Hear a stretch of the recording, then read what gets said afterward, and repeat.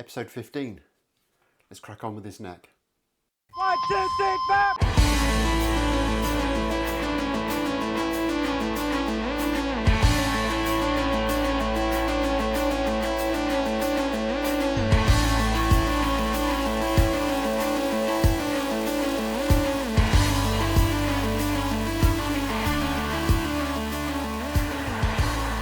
So in the last episode we got this fretboard slotted and we also installed the dot markers up and down the neck. So we are getting closer and closer to getting the frets into this and having a finished neck. However, before I do that, I want to actually kind of get this a little bit closer to its finished dimension because there is way too much meat on there. Now I've tried to keep this as kind of thick as I can for as long as possible, just to kind of make sure that any movement that might have happened when I cut this out of the great big block that it's spent its entire life living in, it didn't move too much. As it stands, if it has moved, then I need to kind of like flatten it back out again. I've still got loads and loads of material left that I can kind of take that out of. So the first thing I'm going to do is kind of strip everything off the neck again, and we can check it just to make sure it's remained straight, and then we can look to getting it measured up and trimmed down to something a lot closer to the finished dimension. Before I do that, there was a couple of people commented on the last video about the position markers at the 3rd fret position, saying that they were a little bit off centre. Had me worried for a minute or two, so I kind of nipped out and had a little bit of a check. And to all intents and purposes, I'm not going to use the P word and say they're perfect, but they're pretty close. They're within, I'd say, 0.5 millimetre. I think what's happened is the cameras that I use are set to have quite a wide angle lens, and that can often distort things, and you'll sometimes see it. I'll have something that's clearly a straight line like a rule, and on a long shot it looks like a banana, and I think that's what's happened in this instance. As far as I'm concerned, those dots are pretty much spot on.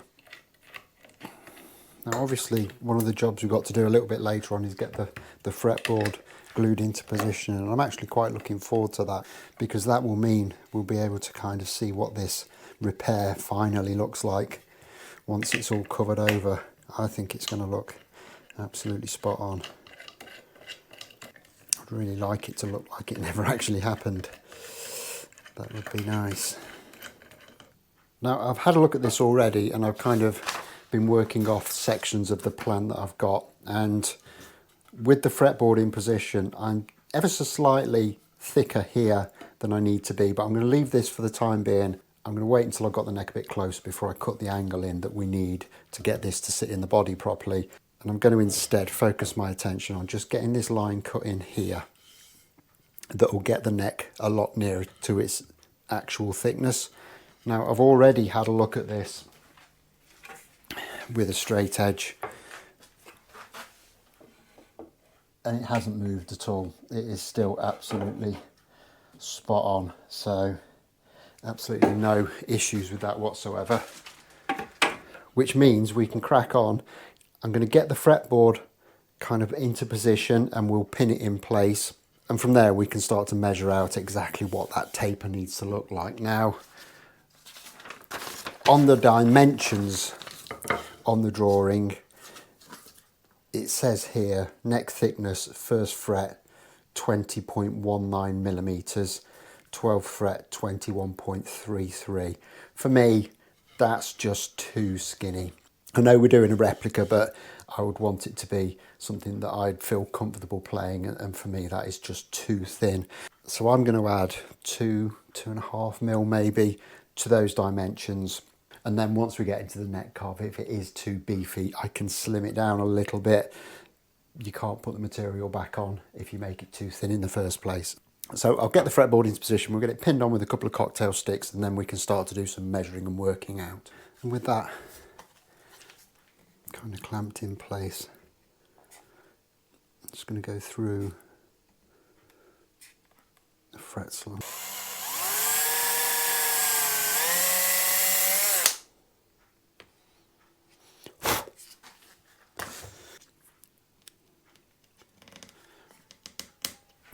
In the position of one of those fret slots.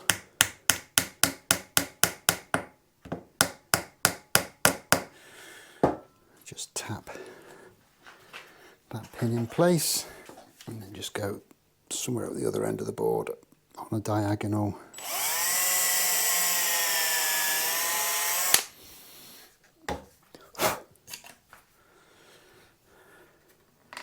Do exactly the same. And while that's not going to actually hold our fretboard in place kind of in any firm way, it is going to give us a repeatable position, so we can just slip this on and off without having to worry about measuring again. So with that done, we can then start to think about where we are in terms of measuring this out for thickness.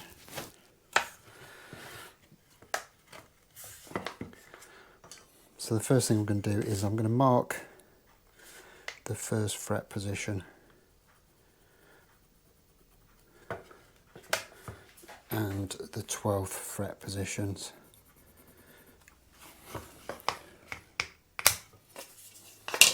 And I'm going to go about 22mm at the first fret, maybe a little bit more. This is just for kind of trimming purposes. We can take it down in the final carving stage. We'll go 17 there. And at the 12th fret, I'm going to go again. Join those two up.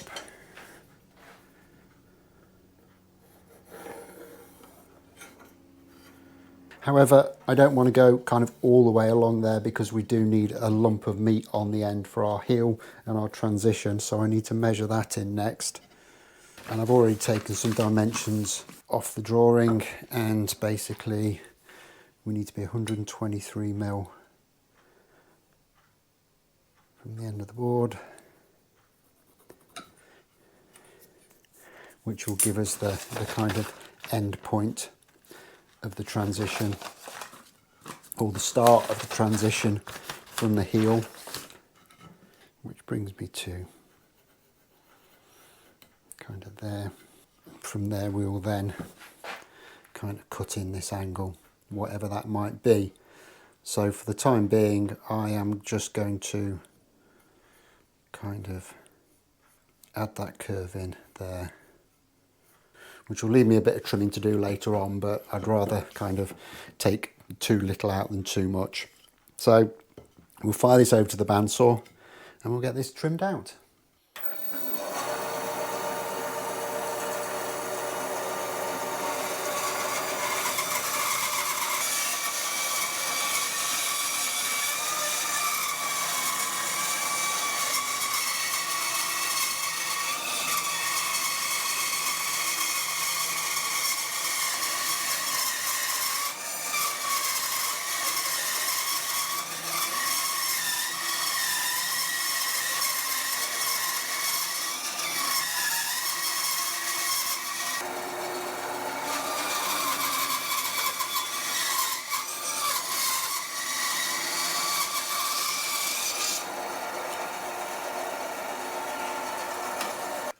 With that done, there's nothing really stopping us from gluing the fretboard on now. So I'm just going to put a line across here that will get this a bit closer to its finished dimension.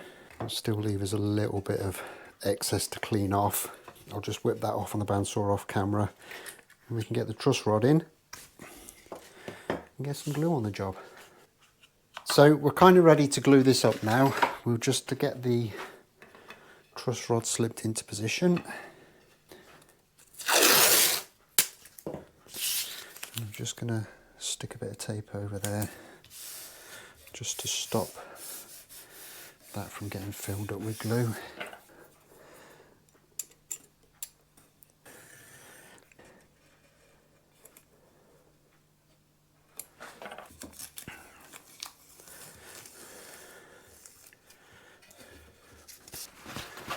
And one last little step that I'm going to take is I'm going to clean the back of this fretboard down with a little bit of acetone, because rosewood can be very, very oily, and sometimes that oil will stop it from sticking. I've never had any problems in the past, but it just makes a bit of sense to get some of that out. Now obviously you're not going to get rid of all the oil, but I think the idea is that you get rid of the stuff that's near the top, which will allow the wood to bond before any more oil seeps out. So from there, bit of tight bond.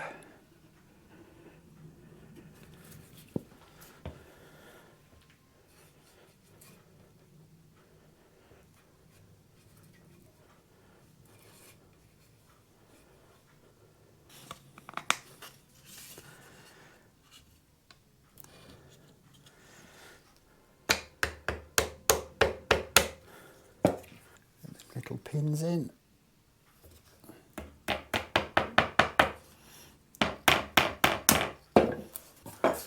Cut them down nice and flush. Break out my big radius clamping core.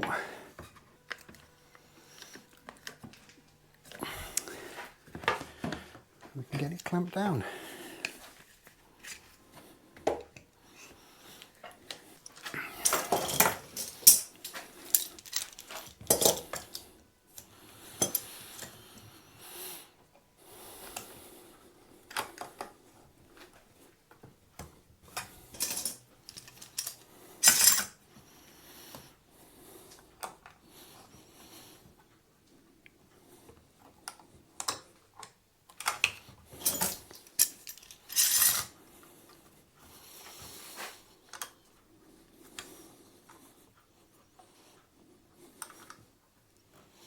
And there we have one beautiful clamp hedgehog. I'll leave this for an hour for the glue to dry, and then we shall get back to it and see how we've done. Good squeeze out all the way around, so I think we should have cracked it. I've actually left this a little bit longer than an hour, so it should be absolutely good and dry now. So we'll just work our way around and get all the clamps off.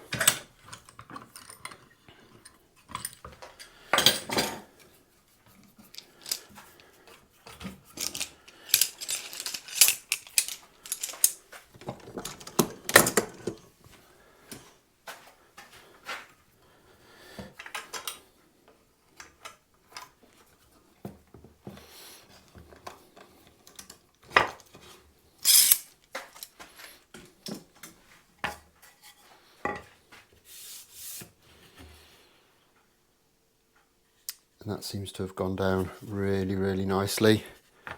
Yep, no problem whatsoever with that. So next up is we need to get this cleaned up. Now there is quite a fair bit of additional material along the side of the neck. Now I could kind of trim that down with a router, but we have got a radius on this, so we're going to be a little bit kind of tippy, and we're probably not going to kind of get a very clean cut doing it that way. So instead I'm going to break out the spoke shave, get this in the vise, and just kind of bring that down to the right size using that method. There's a bit of material, probably about 2.5 mil on each side, but to be honest, that won't take very long at all.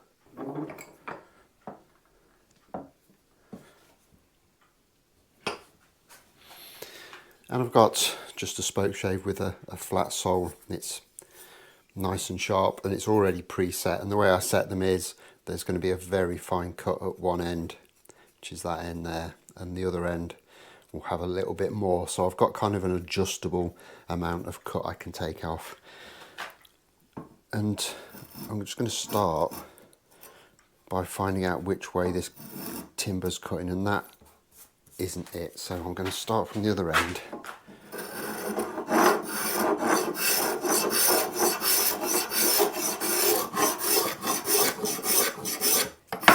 And just start working that down.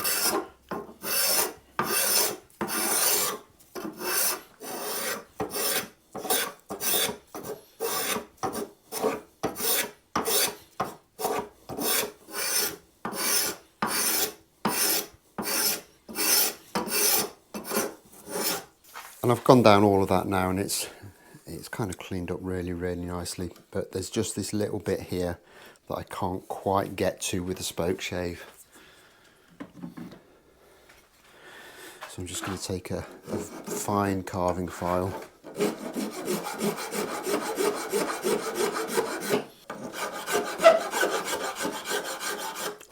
And just work that down until I've got it nice and level.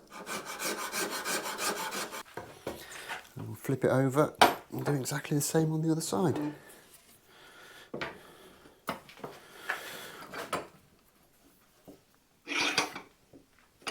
Now in theory, because I've flipped this over, I should be working in the other direction with the spoke shave. And that is exactly the case.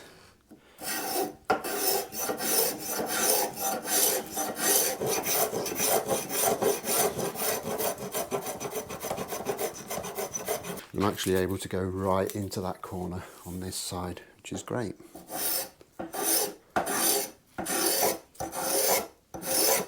As you can see, I'm just going at this until I take off the first kind of very fine shaving from the maple as well. And we know that we've got the two at the same level. And then the last little bit on the sides is we've just got a little bit of excess material here. And I'm just going to very carefully kind of pare that down with a chisel.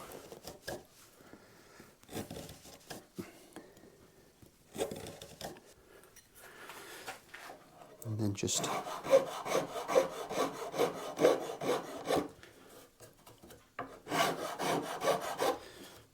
take a little fine file and get the rest of it out.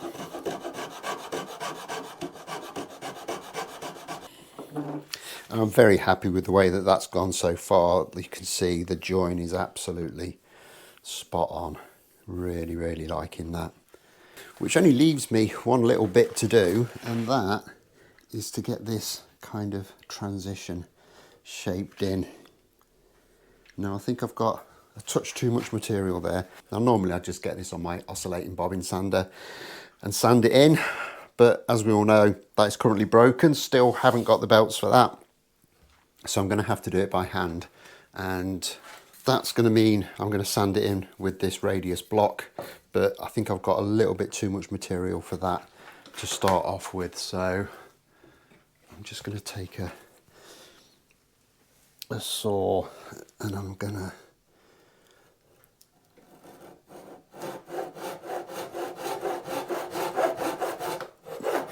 just try and cut at an angle to take the bulk of that waste off.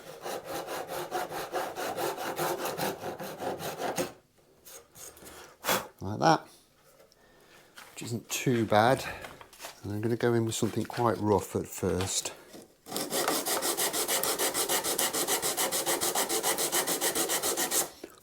And I want to be careful because obviously we've only got quite a thin veneer on here, so I don't want to sand all the way through that. In fact, I think I'm going to try and find a smaller block, which might work a bit better. Much later.